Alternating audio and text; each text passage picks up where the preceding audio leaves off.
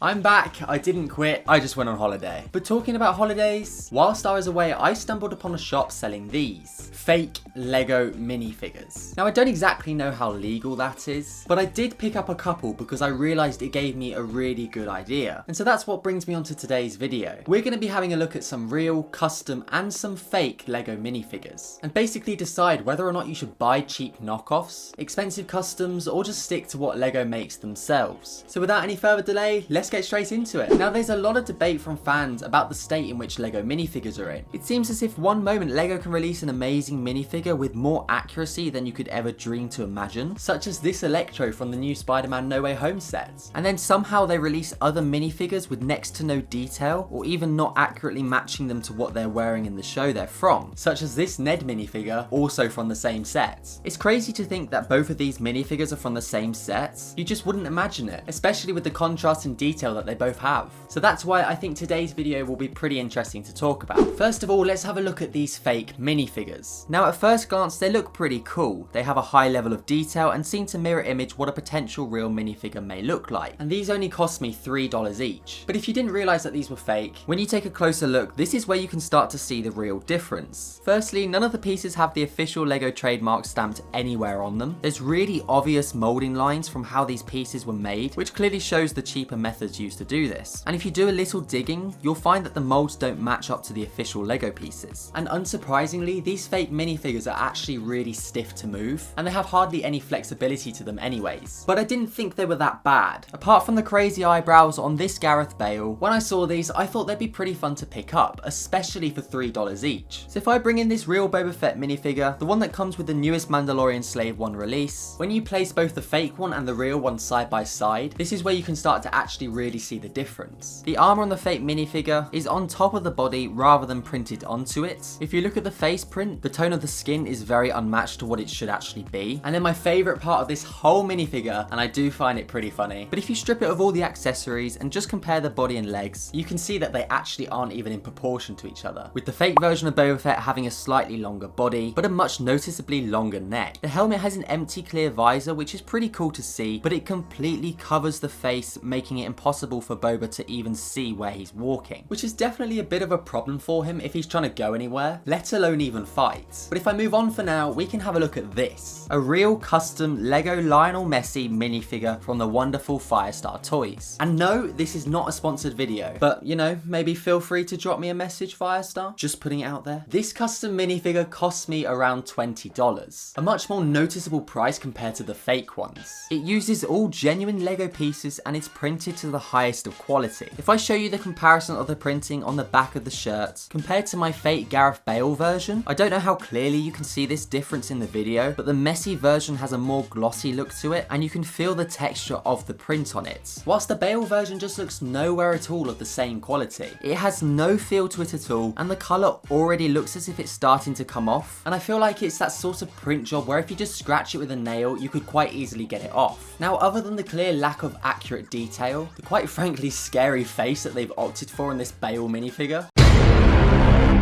and the questionable arm printing making it look more like a tank top, and then some weird armor plates on the shoulders, there isn't really much more to this fake Gareth Bale minifigure. Whilst in comparison, Messi possesses a crazy amount of detail all around. You can see the shades of ginger blended in with the beard, which is highly accurate to real life. The printing on the front of the minifigure is crazy impressive, especially with the amount of detail going into the Argentina badge, and you could just class this minifigure as very accurate to the man himself. So this minifigure to me shows the beauty of what paying a little bit more for an official Lego custom gets you. Accuracy, a figure not necessarily even made yet by Lego themselves, and an excellent end result. Now this isn't the only custom I own. I also have this Darth Maul based off of Star Wars Rebels. And again with this minifigure, you can really see the clear difference in quality that buying an official custom minifigure gets you. Now if I line all of these up in a row with the nearest version of minifigure I have available, you can see a real difference from all three that we've talked about. With fake Bale compared to custom Messi, the printing on Bale veil is cheap and dull, and the face is highly inaccurate compared to a glossy and very detailed Prince, with a highly comparable face print to Lionel Messi himself, and all round top level detail that this custom gets you. Custom Maul compared to Lego Maul, both using genuine Lego pieces, Lego Maul being one of my favourite Maul minifigures, which is his Clone Wars version. It has an insane amount of printing for a Lego minifigure, both on the body and on the legs. Nothing wrong with this minifigure at all. And Custom Maul on the other hand, being an older, more wise Maul from Star Wars Rebels, again printing on both the body and legs, but definitely a lot less detailed compared to the Lego version I just showed you. However, you do get a more minimalistic effect with this one, but it works really well, along with the felt shoulder piece, works really well in comparison to what we saw in the actual show. I would absolutely love for Lego to make a set around this minifigure, but we do live in hope, maybe one day. And finally with Boba Fett, I'm gonna say it, but as much as there is a lot wrong with this minifigure, and when I say a lot, I do really mean a lot, I do actually kind of prefer the fake one compared to the official Lego version. The concept of it just works a little better. I like having the armor as an accessibility, and for the helmet, ignoring the visor hole, it has a much greater amount of detail compared to the Lego version. The printing on the Lego version is still very good, but just in comparison to this fake version, I feel like it does actually lack a lot. But if I bought in this new different Boba Fett minifigure from the Star Wars mech, I would definitely choose the mech version over the fake one. But in saying that, I think we all agree that this is probably one of the best Boba Fett minifigures that we've ever had. So like I mentioned at the start of the video, there has been a lot of debate about the decline in effort and accuracy Lego are putting into their minifigures nowadays. But I still think that when they get it right, they still do a fantastic job. But I don't know, it might seem that this is becoming a little less frequent, and Lego are taking maybe one or two more shortcuts than they used to. So to give my final thoughts on this video, as much as they are fun to have, the cheap quality of these fake minifigures definitely does show. I realise that they kind of do badly stand out when you put them with official Lego figures, so it's something that I won't be displaying with the rest of my minifigures. But one thing that they do show is that if cheap knockoffs can provide us with cool concepts and helmet molds with a high level of detail, then why exactly can't Lego do it? I'm more than certain that they have the resources available to them, let alone they'd probably end up selling more and still have a crazy high profit margin. But on a more serious note, it's always best to stick to official Lego minifigures and pieces. They last the test of time compared to fake ones, the quality of production is a million times better, and Lego make enough fantastic minifigures as it is. But if you do have some spare money floating around and want to buy some customs, it's definitely best to do your research and buy some good ones, which are made at the highest of quality. And although they can cost a penny or two, they look fantastic once you own them. And it's always great to have that missing figure which Lego have never made in which you've always wanted. Let me know your thoughts on fake, real and custom minifigures, and whether or not you're willing to pay more for top quality customs, if you just stick to regular Lego figures, or if you go on the black market to buy the fake ones. I hope you've enjoyed today's video, it's been great to see you all again. Make sure to like and subscribe if you are new around here, and I'll see you all very soon.